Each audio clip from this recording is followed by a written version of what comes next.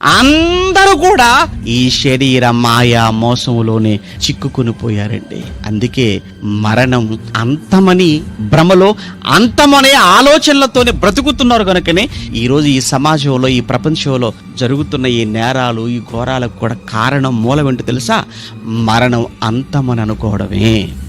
ఇక ఏమీ లేదు, చావే ముగింపు, చావే ఈ జీవితానికి ఫుల్ స్టాప్. ఇక కనుక ఏదైనా కానీ ఈ జీవితంలో ఉంటున్నా కానీ తినాలి, త్రాగాలి, ఎంజాయ్ చేయాలి, సుఖించాలి అని మనిషిలో కలుగుతున్న ఆలోచనలే కదండి నేరాలకు కారణం. అలా కాక ఇది అంతము కాదురా, ఇది ఆరంభం అంటే ఎంత భయంతో ఉండేవాడు, ఎంత భక్తితో ఉండేవాడు, రాబోయే జీవితం కోసం ఎంత జాగ్రత్తగా ఆలోచించేవాళ్ళు.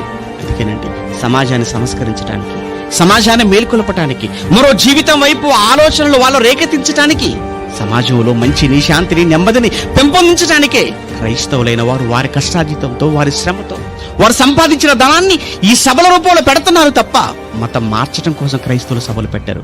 మతం మార్చడం కోసం సభలు పెట్టారు. మనిషిలో మార్పు కోసం సభలు పెడతారు. సమాజంలో మార్పు కోసం సభలు పెడతారు. సమాజాన్ని చైతన్యపరచడానికి సభలు పెడతారు. సమాజంలో సమాధానాన్ని కలిగించడానికి క్రైస్తవులు సభలు పెడతారు తప్ప మత మార్పిడి కోసం సభలు పెట్టే సభలు కానే కావు క్రైస్తవ సభలు. దావీదు గారు అన్నారు కదా, లోకులందరూ పోవలసిన మరణమును చూడని నరుడెవడు, మరణమును చూడక బ్రతుకు నరుడెవడు అని సవాల్ చేశాడు 89:48 కీర్తనలలో. మరణమును చూడక బ్రతుకు నరుడు, అందరూ చావాలి. చేస్తే ఏంటి, ఏమైపోతుంది, ఎక్కడికి వెళ్ళిపోతారు?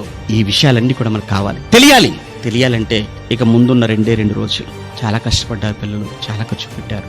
ఎంత ఘనంగా చేస్తున్నారో చూడండి.